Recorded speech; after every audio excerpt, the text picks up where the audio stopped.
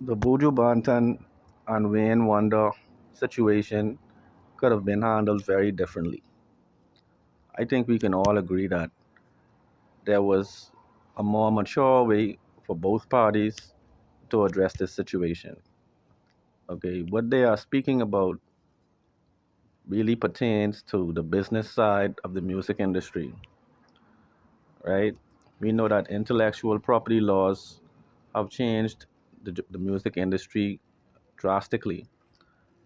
Most recently, we saw the likes of Grindsman coming at Vybz Kartel, telling them that, look, you took my song, you took the Ben's Panani song, and you chatted on a different rhythm and you monetize it. And so now Grindsman is seeking compensation for the song. All right. We've seen numerous individuals come to the forefront recently to basically make claims that they were not treated fairly on the business side of things, right? All right. Now I saw the videos from Wayne Wonder's wife. I saw the videos from Buju Banton, and I think both parties expressed their concerns. Both parties said some insulting things about the other party, right? We can say that this has been mutually disrespectful for both parties concerned. I find it very hypocritical of the masses for now turning on Buju Banton and making it seem like what he said was so egregious and so harmful that they all need to start criticizing him in unison. But from my vantage point, family, this is not a situation in which Buju Banton has come out of nowhere swinging at Wayne Wonder and his family, right? We know that even as far back as 4 years ago, Wayne Wonder did an interview in which he expressed discontent with the arrangement that he and Buju Banton had for the song Murderer, right? He's speaking about the fact that his name was removed from the copyright, and he's claiming that he's not been receiving any proceeds for about 30 years, right? And I have to put right where right is, right? I don't think that was fair business to cut out a contributor from a song, right? If that is indeed the case, right? But Buju Banton has come out and said that he doesn't give them any credit. They didn't write the song, and that basically they can't even write a letter. In other words, saying that they are possibly illiterate and didn't actually write the lyrics themselves, right? But family, this is why it's important for persons to put agreements in writing. You can't just shake hands and assume that um, persons are gonna read your mind and conduct business in the way that you think is beneficial, right? If you're not having any close communication, you're not having any dialogue with persons, you can't expect them to have your best interest at heart. You have to actually create a business agreement in order to have the proceeds divided in the way that you think is fair. But family, there's a lot of anti-Rasta sentiment coming out of Jamaica. We know that this has been going on since the 1960s. We know that it's not uncommon to hear Jamaicans in Jamaica refer to Rasta as dirty dread, say that your locks smell bad, your locks smell frowsy. It's not uncommon for them to make unfair criticisms about the appearance of Rastafarians who choose to live in a natural way of life, who choose to grow their dreadlocks, right? But the thing is, it's so strange. We don't find that black people will make these harsh comments about white persons with dreadlocks, or Chinese persons with dreadlocks, or Indian persons with dreadlocks, right? The only persons that they are able to direct this kind of critique to are persons that look like them, right? And fundamentally, we know that this is a problem about the negative self image of black people, right? We know that persons will look at our natural hair type and be critical of it and say negative things about it, you know.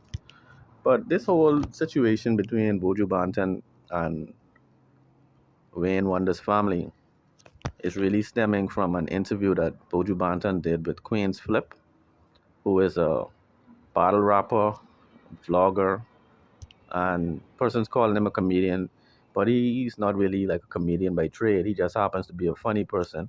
You know, if you saw during the Drake versus Kendrick Lamar beef and the battle, you saw that Queenzflip was doing these hilarious reactions to each of the songs that came out. You know, so he would be like on the set of his program with a sledgehammer, and he would play some of the song, and as soon as he heard a couple bars from each of these artists, he would start destroying the set with a sledgehammer. He would start turning tables over, kicking tables over, you know. But Queen's Flip happens to be plugged in with the Caribbean community. I didn't notice. I saw recently he went to Trinidad and he was in Beetham Gardens. He was in um, St. Paul. You know, he went to some of the most dangerous areas in Trinidad. This is because Queen's Flip has a Caribbean heritage, and so he turned out to be a person who was highly plugged in with reggae music, dancehall, which was a very pleasant surprise for the viewers, you know.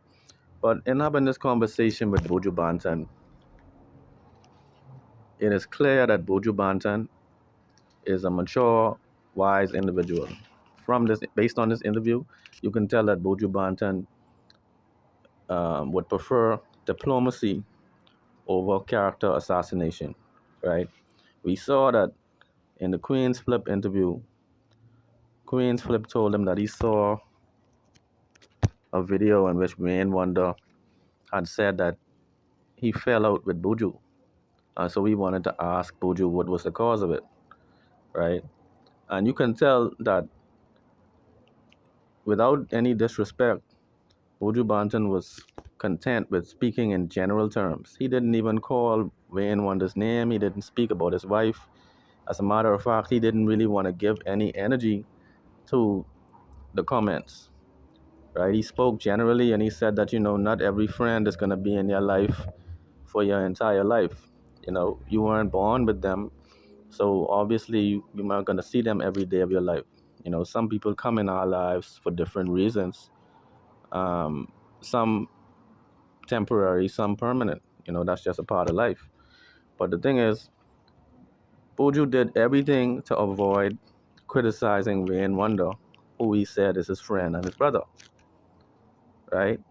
But as soon as this video was released, Wayne Wonder's wife went on Facebook and she wrote like an essay about Buju Banton, calling him a demon, saying that he abused women, that he treat women like dirt, and she tried to accuse him of killing someone. All kinds of different accusations just were leveled at Buju, just out of the blue, right?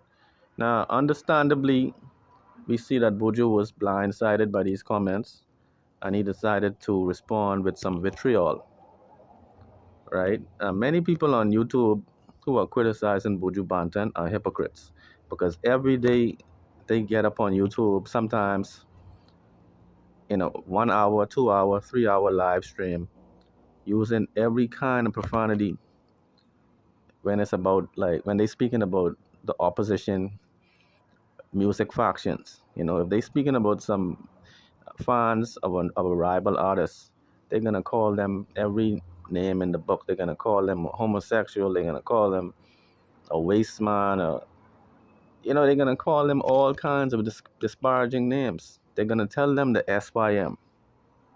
They're gonna call you the B's. They're gonna use the F bombs. They're gonna use the A bombs. You know, throughout the whole live stream.